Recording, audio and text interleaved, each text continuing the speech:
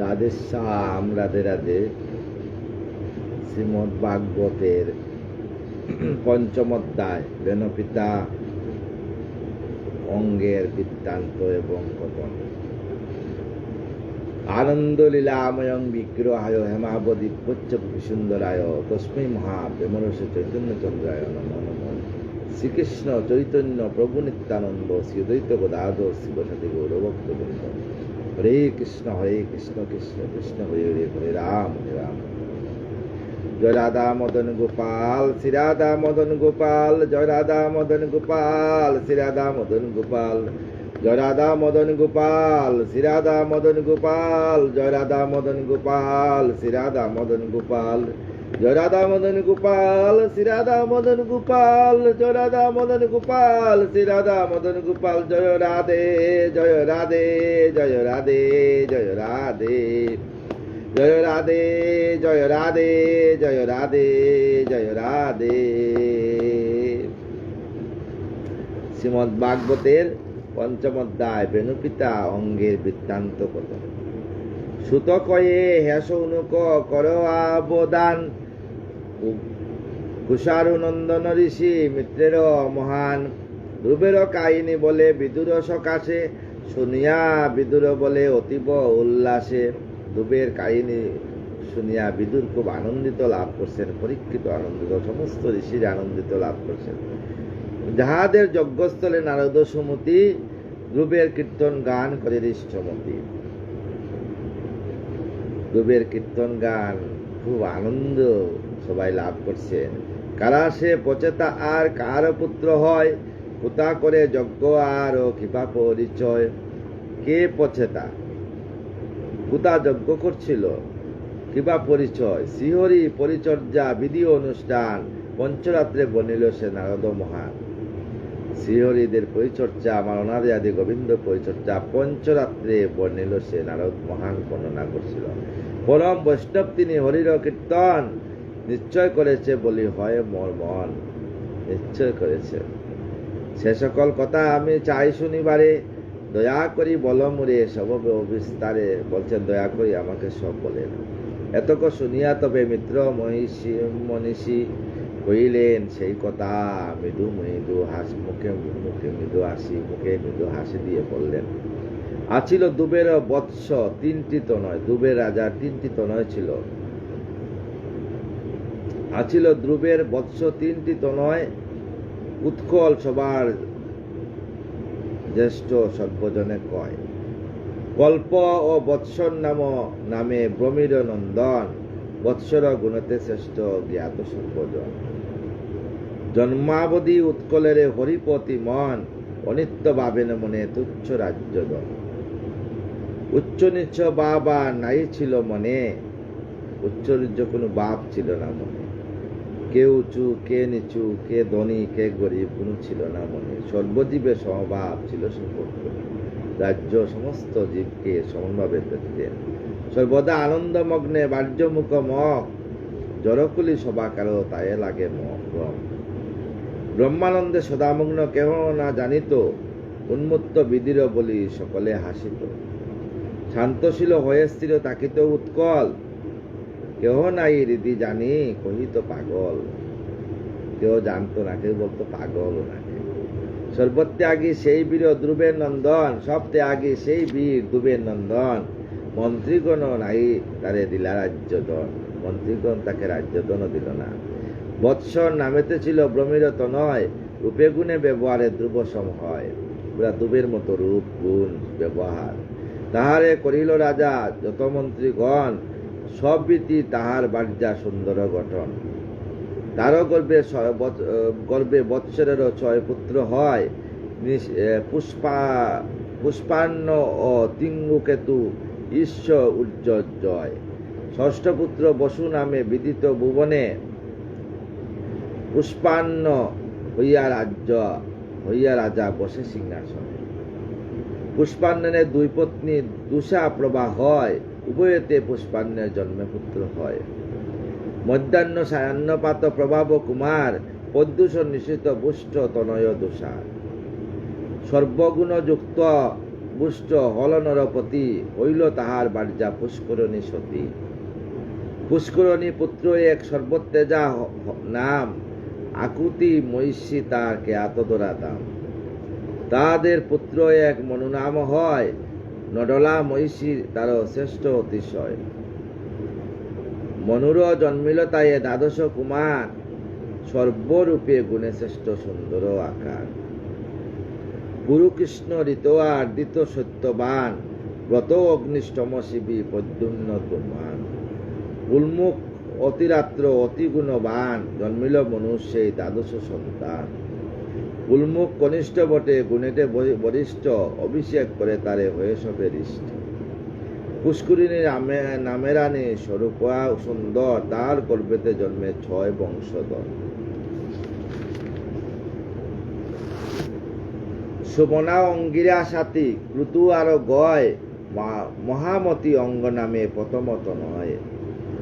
অঙ্গের সুনিতা পত্নী, জ্ঞাত সর্বজন, তাহাদের উদরে বেশ বেন জন্মিল নন্দন। তাহাদের উপরে বেন জন্ম হইল। অতীব দুর্দান্ত পুত্র, অতি পাপময়, পুত্রের নিন্দায় রাজা সংসারতে জয়। দুর্বৃত্ত হেরিয়া তারে যত ঋষি জন, অভিশাপে করিলেন নিঃশেষ জীবন। অরাজক হল সব নাহেরি শাসন, তা হেরি তোরা করি যতক ব্রাহ্মণ। বেনর দক্ষিণ বাহ করিয়া মন্থন, জন্মাইল অপরূপ একটি নন্দন। আদি রাজা পিত্ন তিনি হন অবতার, তাহাদের গুণেতে বস জগত সংসার। এত শুনি কইলেন বিদুর তখন, এই কথা শুনিয়া বিদুর বললেন, আশ্চর্য হইয়া তব শুনিয়া বচন, হরিপরায়ণ সেই অঙ্গনর বর। বিশেষত ধ্রুব বংশে তিনি বংশধর, তিনি বোধহয় ধ্রুবের বংশধর। কেন তাহে জন্মে পুত্র দুষ্ট কুলাঙ্গার, সেই ধ্রুবের বংশের মধ্যে কেন কুলাঙ্গার পুত্র জন্মগ্রহণ করল? কেন তিনি করিলেন অরণ্য বিহার, কেন তিনি অরণ্য চলিয়া গেলেন? ধর্মমতে নিপশ্রেষ্ঠ হয় সব আকার, দুর্দান্ত হইলে নিপ মান্য নয় তার। ধর্মমতে রাজা হইল সবাকার শ্রেষ্ঠ, কিন্তু যদি দুর্দান্ত রাজা হয় তাহলে মাকেও তাকে মান্যতা দেয় না। কোন ধর্ম বলে মিলি যত ঋষি জন, কইলেন অবহেলে বেনের নিধন। সমস্ত ঋষিগণ বেনের নিধন করিয়া ফেলেন অবহেলে। কহ ঋষি একে একে এই সমাচার, জানিবার কৌতূহল লাগিছে আমার। বিদুরের কথা শুনি মিত্র তখন, কইলেন একে একে সেই বিবরণ। বললেন, ধ্রুব বংশধর অঙ্গ সর্বগুণ দ্বার, একচত্রে পাইলেন বিশ্ব নিপবর। একদা করিতে যজ্ঞ হল তার মন, অশ্বমেধ মহাযজ্ঞ জ্ঞাত সর্বজন। আছিল ঋত্বিকার যতক ব্রাহ্মণ, হইল ক্রমেতে সব যজ্ঞ আয়োজন। পৃথিবীর চারিদিকে হল নিমন্ত্রণ, পৃথিবীর চারিদিকে নিমন্ত্রণ হল। যজ্ঞস্থলে উপনীত নিমন্ত্রিত গণ সবাই আসলেন। রৌপ্য সৈন্য সুখচিত রম্য হাস্যময় যথা যজ্ঞস্থানে যত নিয়ন্ত্রিত হয়। বক্ষ বুজ্জ নানাবিধ কৌতুকে গঠন, হইতে লাগিল সদা আশ্চর্য দর্শন। এদিকে হইল ক্রমে যজ্ঞ আরম্ভন, হোমের আহুতি দিলেন যতক ব্রাহ্মণ। যত দেবতার নাম হয় হবিদান, কেউ নাই উপস্থিত হন যজ্ঞস্থান। সমস্ত দেবতার নামে হবিদান করা হয়েছে, কেউ আর আসেন না সেই যজ্ঞস্থানে। আশ্চর্য হইয়া তবে যতক ব্রাহ্মণ, কয়ে রাজার কাছে শোনো রাজন। সকলের সদংশ বিজ্ঞ আমরা ব্রাহ্মণ, অশুদ্ধ নহে ক মন্ত্র বেদের বচন।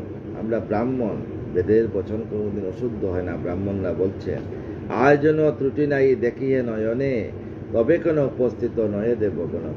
তবে কেন সমস্ত কিছু আমরা তো কোনো ত্রুটি করি নাই, তথাপি কেন দেবগণ উপস্থিত হন নাই? ব্রাহ্মণের বাণী শুনি ব্রতিনর পতি, সম্বুধিয়া কইলেন সভাজন পতি। নির্দোষ কইন যজ্ঞ আমি আরম্ভন, প্রত্যক্ষ না হন তবু কেন দেবগণ। কি পাপ করিন আমি বুঝিতে না পারি, ক সভাজন মোরে মনেতে বিচারি। অঙ্গতে গুণের সবে আছিল মোহিত, না পাইল কোন পাপ করি নির্বাচিত। বিজ্ঞগণে কহে করি মনেতে বিচার, কহিল রাজার কাছে করিয়া বিস্তার। শুনো রাজা, ইয় জন্মে পাপ নাই তব, পূর্ব জন্মকৃত পাপ পুত্র সম্ভব। অনেক সময় আমরা অনেক রোগে ভুগি, কারো সন্তান হয় না, দুঃখ করবেন না। পূর্বজন্মে কোন পাপের ফলে আপনারা এই জন্মে, পূর্বজন্মে যদি পাপ ক্ষয় না হয়, এই জন্মে আসে এই পাপে আক্রান্ত হইবে। আর এই জন্মের যে পাপ যদি এই জন্মে ক্ষয় না করতে পারেন, আগামীতে আবার আসতে হবে, আবার আসিতে হবে দান স্মৃতিতে, হয়তো মানুষ নয়, হয়তো শঙ্খচিল শালিকের বেশে। পূর্ব জন্মকৃত পাপ অপুত্র সম্ভব। পাপ নাশিবারে আগে হোক কুমার, কর কামনা যজ্ঞে করিয়া বিচার। বললেন যে পাপ নাশিবার পারে হোক কুমার, কর কামনা যজ্ঞে করিয়া বিচার। যজ্ঞে কামনা করো, পুত্র বিনা পুরুষের কোনো ফল নাই, বড়দাতা যজ্ঞেশ্বর দিবেন তাই। পুত্র বিনা কোনো যজ্ঞের ফল হয় না। হরির নিকটে যাহা করিবে পারত না, অবশ্য ভক্তের তিনি পুরাণের কামনা। অনাদিরাদি গোবিন্দের কাছে যা প্রার্থনা করবেন, গোবিন্দ ভক্তের আশা পূরণ করেন। এই জন্য গোবিন্দের আরেক নাম হলো ভক্ত বাঞ্ছা কল্পতরু। সকলের বাক্য শুনি রাজা মহাশয়, পুত্রের কামনা লাগি হোম তবে হয়। হরির উদ্দেশ্যে হোম করিয়া নরমণি, বুঝিলেন ভগবানের সর্বচিন্তামণি। হরির উদ্দেশ্যে হোম করিয়া তদ্বিষ্ণু পরমঙ্কদং সদা পশ্যন্তি সুর দিব্য চক্রয়াতমং হৈব্য নৈবেদ্যং বহিরূপায় বিষ্ণুবে পরমাত্মায় সহায়। হোম করিয়া অনাদি আদি গোবিন্দর কাছে, ভগবানের সর্বচিন্তামণি, সবের চিন্তা কে করে? অনাদির আদি গোবিন্দ করেন সবের চিন্তা। শিপি বিষ্ণু লাগি দেরপুর দাস, করিলেন যজ্ঞ রাজা করি পুত্র আস। মতে উঠে তবু সাধু একজন, সে যজ্ঞ থেকে একজন সাধুর উৎপত্তি হয়েছে। হেম মালাময় করি নির্মল বচন বসন, হেম মালাময় আর নির্মল বসন। অঞ্জলি করিয়া লয়ে অমৃত পায়স, দিলেন রাজার আগে হইয়া হরস। অঞ্জলি করিয়া রাজাকে পায়স দিলেন, পরমান্ন। পায়স লইয়া রাজা করি নমস্কার, তাহার পত্নীনে দিল আজ্ঞায় সবার। পত্নীকে সেই পায়স সেবা করাইলেন। আপনি আগ্রাণ করি দিলেন পত্নীনে, নিজে গ্রাণ নিয়া পত্নীকে দিলেন। তাহার আহার করিল পত্নী অতি ধীরে ধীরে। স্বামী অর্থ সব আসে হয় গর্বেরও সঞ্চার। স্বামী স্ত্রীর ওই রাত্রেই গর্ব সবাস করলেন এবং গর্বের সঞ্চার হইল। তাহাতে জন্মিল এক দুর্দান্ত কুমার। অধর্মেরও অংশজাত মাতামহ তার, মৃত্যু নামে কেয়ার তিনি জ্ঞাত ত্রিসংসার। তাহার অংশে জন্ম দহিত্র হইল, অধর্মেরে বাপ তাই বেন প্রকাশিল। সেই বেন হইল অধর্ম। অতীব দুর্দান্ত পুত্র শৈশব বয়সে, সবার পীড়ক সেই মত্তরঙ্গ রসে। অকাতরে বনে বনে করিয়া ভ্রমণ, তীক্ষ্ণ বাণে মৃগ শিশু করিতে নিধন। উনি বনে বনে গিয়া তীক্ষ্ণ বাণ দিয়া হরিণে ছোট ছোট বাচ্চাদেরকে নিধন করতেন।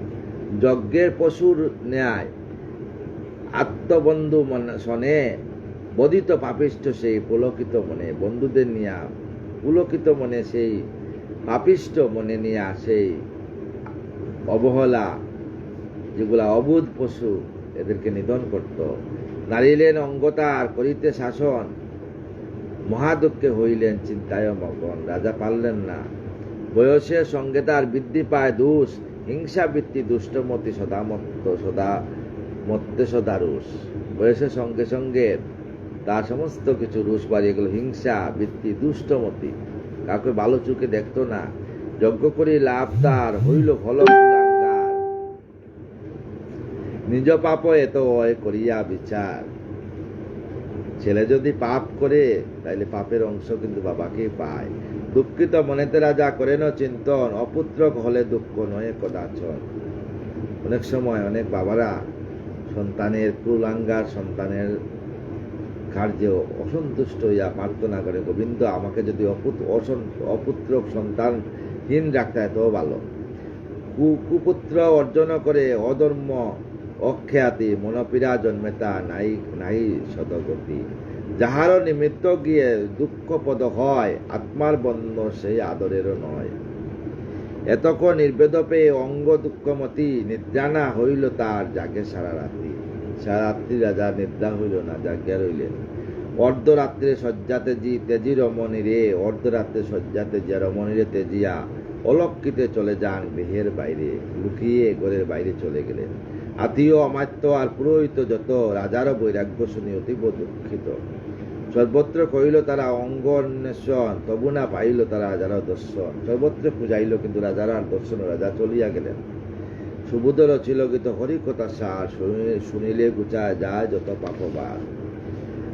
জ্ঞানের নিধন এবং নিষাদ গণের উৎপত্তি। মৈত্র কহিল শুনো বিদুর সুজন, রাজ্য ত্যাগ করিলেন নিপতি যখন। যখন রাজ্য ত্যাগ করলেন রাজা, তখন কি হইল? রাজার অভাবে রাজ্য ছারকারে যায়, প্রজাগণ সবে মিলি করে হায় হায়। রাজার অভাবে রাজ্য চারকা হয়ে গেল, প্রজাগণ কাঁদতে লাগলো হায় হায় করে। অবশেষে মিলি যত মন্ত্রী ঋষিগণ বেনের সহস্তে দিলা পৃথিবীর শাসন। তাই বেনের হাতে পৃথিবীর শাসন দিলেন। শাসনেরও বাল লয়ে বেনদুষ্ট মতি, সবার পীড়নে তার হয় সদারীতি। শাসনের বার নিয়ে সবাইকে পীড়ন করতে লাগলো, সাধুগণকে, ব্রাহ্মণগণকে, বৈষ্ণবগণকে। রণরঙ্গে মত্তবেন রহে অবিরত, সবসময় রসরঙ্গে মদ গাঁজা ভাং এগুলা সেবা করত। উন্মুক্ত গজের মতো কুকর্মে নিহিত।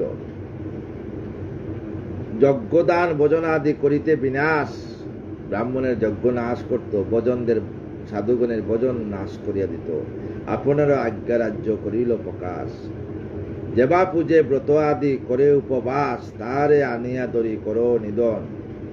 যারা উপাসন করবে, ভগবানের নাম কীর্তন করবে, এদেরকে আনিয়া নিধন করো। যজ্ঞ না করিবে কেউ, না করিবে দান, ঋষিগণে এই রাজ্যা দিলেন বিধান। ঋষিদেরকে এই বিধান দিলেন। অরাজক সমরাজ্য হয় একেবারে, ধর্মাচার লোকাচার দুষ্ট এ সংসারে। নষ্ট এ সংসার নষ্ট হয়ে গেছে। এত দেখি বিঘু আদি যত ঋষিগণ, দেখিয়া বিঘু বশিষ্ঠ যত ঋষিগণেরা কি করলেন? স্বযজ্ঞে মিলি তারা করে আলোচনা, সবাই মিলিয়ে আলোচনা করলেন কি উপায় করা যায়। প্রজ্বলিত কাষ্ঠ মধ্যে পিপিলিকা যথা, দুঃখের মধ্যে মোরা পড়েছি সর্বদা। আমরা দুঃখের মধ্যে পড়েছি। অরাজক রাজ্যসভে বেনে রাজ্যা দিল, সকলেরও বয়স্তল সেই রাজা হলো। স্বভাবেতে খলবেন ধর্মে নাই মতি, তথাপি দানিব তারে যতক যুক্তি। তাহলে পাতকতা না হবে কাহার, অগত্য করিব তারে সাপে চারকার। যদি এর বুঝাবো, যদি বুঝ না মানে সবাই অভিশাপ দিয়ে তাকে চারকার করে দেব। এত বলি ক্রুদ্ধতারা করিয়া গোপন, বেনের সান্ত্বনার আগে করিল গমন। সমস্ত ব্রাহ্মণরা চলিয়া গেলেন, যে শান্তভাবে তারে আগে বোঝানো যায়। একজন দুষ্ট মানুষকে পট করি রাগান্বিত করা যায় না, ওকে শান্তভাবে বুঝাইয়া যায়। যদি দুষ না মানে, ভগবান শ্রীকৃষ্ণ কি করছিলেন? শিশুপালের জন্মের সময় ওর 4টা হাত 3টা চক্ষু ছিল। বাপ বাণী নারদ ঋষি বলিয়া গেছিলেন যে শিশুপালকে যে স্পর্শ করবে, করার সঙ্গে 2 হাত 1 চক্ষু পড়ে যাবে, সেই শিশুকালের মৃত্যুর কারণ হবে। ভগবান কৃষ্ণ কি করলেন? শিশুপালকে কুলে নেওয়ার সঙ্গে সঙ্গে 2 হাত আর 1 চক্ষু পড়ে যাওয়ার সঙ্গে শিশুপালের মা ভগবান কৃষ্ণকে জড়িয়ে ধরিয়ে প্রার্থনা করছিলেন, হ্যাঁ অনাদির আদি গোবিন্দ, তুমি আমার ছেলেকে রক্ষা করো। ভগবান কৃষ্ণ বলছিলেন, আমি 100টা পাপ তার দেখব। 100টা পাপ যেদিন তার শেষ হয়ে যাবে, পাপ বালি করবে, ওই দিনই তাকে আমি নিধন করব। এই 100টা পাপ যেদিন শেষ হয়ে গেল, এদিন চক্র দিয়ে তাকে নিধন করেছিলেন। তাই সবসময় দুষ্ট ব্যক্তির পাপ গণতে হয়। গোবিন্দই গণবেন, আপনার গণতে লাগবে না, সব গোবিন্দর কাছে ছেড়ে দিবে। গোবিন্দ পাপ গণতে গণতে একদিন ওর নিধন হবেই, দুষ্টের নিধন হবেই। কারণ সত্য পৃথিবীতে আজও বিরাজমান। বেনেরও সান্ত্বনা লাগি করিলা গমন, সম্বুদিয়া কয়ে তারে সুমিষ্ট বচন। সমস্ত রাজারা সুমিষ্ট বলছেন, নিপ হয়ে দুষ্টমতি আচারও কেমন? আপনি রাজা হয়ে দুষ্টমতি হলেন কেন? ধর্ম রক্ষা শান্তি রক্ষা উচিত রাজার, ধর্মের জীবন রক্ষা শান্তিতে সংসার। আপনি ধর্মের জীবন রক্ষা করবেন আর সংসার শান্তিতে পালন করবেন। প্রত্যেকটা রাজার কর্তব্য যে রাজপথ দেশবাসী সবকে সন্তানের তুল্য দেখা। ধর্মেতে জীবের মুক্তি যজ্ঞে ধর্ম রয়, নিপগণ সেই যজ্ঞ সদা আচরয়। ধর্মেতে জীবের মুক্তি হয়, ধর্মেতে। আর যজ্ঞ, নাম যজ্ঞ করলে সবের মুক্তি, সর্বধর্মের মুক্তি হয়। বিশ্ববাসীর উদ্দেশ্যে নাম যজ্ঞ হয়। আমরা যে অষ্টপ্রহর নাম যজ্ঞ করি, ভিক্ষা করিয়া করি, তার কারণ কি? আমরা আমাদের মনে যাতে অভিমান না লাগে। আমরা যে মহাপ্রভুকে বলি, আমি পরের মাকে মা বলিয়ে ভিক্ষা করে এনেছি গো। এই যে পরের মাকে মা বলিয়ে ভিক্ষা করে এনেছে, যজ্ঞ করলে বিশ্ব শান্তির উদ্দেশ্য হয়। সেই যজ্ঞে হিংসা রাজা করো অনুকন, পুণ্য নাশে বয় তব না হয় কখন। এতএব শুনো রাজা, তেজি হিংসা চার, ধর্ম মতে প্রজা ধর্ম পালো সংসার। বলছেন ধর্ম মতে গোবিন্দের আশ্রিত হয়ে সমাজকে তুমি হরিকতার মধ্যে দিয়ে সংসার রাজ্যের প্রজাগণকে পালন করো। সমস্ত ঋষিরা গিয়ে বলছেন। এত শুনে কুদে বেনু হইয়া অধীর। এই কথা শুনিয়া বেনু আরো রাগান্বিত হয়ে গেছে। কইতে লাগিলা সবে বচন গভীর, অধর্ম যা হয় তাহে কহ সবে ধর্ম, নাইক বুঝিতে পারি আমি কিছু মর্ম। আমি হই অন্নদাতা স্বামী সবাকার, আমি বিনা অন্য স্বামী যজ্ঞকে বাহার। বলছেন আমি অন্নদাতা রাজা, আমি ছাড়া কে আর পৃথিবীতে ভগবান আছে? রাজার ঈশ্বর বটে শাস্ত্রের কথন, তার না সেবা করি অন্য উপাসন। রাজা কিন্তু ঈশ্বর, শাস্ত্রের কথা ঠিকই আছে, তাকে না করি তোমরা অন্য সেবা করো। অনাদিরাদি রাজা একজন গোবিন্দ, তাই বলে আর কেউ রাজা নেই পৃথিবীতে। গুলুটার মনিমত অন্য কেন মতি ব্রাহ্মণদেরকে বলছে, স্বামীরে চারিয়া কেন বজ উপপতি। ব্রহ্মা বিষ্ণু শিবার কুবের পবন, ইন্দ্রযম সূর্যচন্দ্র যত দেবগণ, কেবা তারা হয় মনি বলতো আমায়, সর্বদেব একত্রতে ভূষিত রাজায়। সব দেব তো আমার মধ্যে, আমি রাজা। করমরে পূজায়বে যত ঋষি জন, মম লাগে যজ্ঞ করো মম উপাসন। আমার জন্য যজ্ঞ করো, আমার উপাসনা করো। বারবার মুনিসব পরামর্শ দিলে, অবজ্ঞা বলেতে রাজা কিছু না শুনিলে। অবজ্ঞা কিছু শুনলেন না। অপমান পেয়ে পড়ে যতক ব্রাহ্মণ, অপমান পেইয়া ব্রাহ্মণরা তখন কি করলো? অভিশাপ দিল কুদে হইতে নিধন। অভিশাপ দিল। তখনই মরিল বেন হয়ে সবাকার, সুনিতা জননী খাদে পরিহাকার। অভিশাপ পেয়ে মৃত্যু হয়ে গেল। ওরাজ কলসব দেশের মাজার, দস্যুর পীড়নে রাজ্য হয় ছাড়খার। একদা যতক ঋষি করিয়া মিলন, আবার ঋষিরা সরস্বতী তীরে বসি করে উপাসন। সরস্বতী নদীর তীরে দুর্দিব্য দেখেন চক্ষে শব্দ হাহাকার, দস্যুর পীড়নে নষ্ট হইল সংসার। নীতিহীন প্রজাগণ শাস্ত্রে ধর্মহীন, হিংসায় নিরত সবে আছে নিষেদিন। দেখে রাজ্যতে সবাই হিংসায় নিরত। এহেন দুর্দশায়নে যত ঋষি জন, উপায় করিল স্থির শান্তির কারণ। এতে তো ধ্রুবের বংশ হরিপরায়ণ, তাহাতে জন্মিল অঙ্গ অতি মহাজন।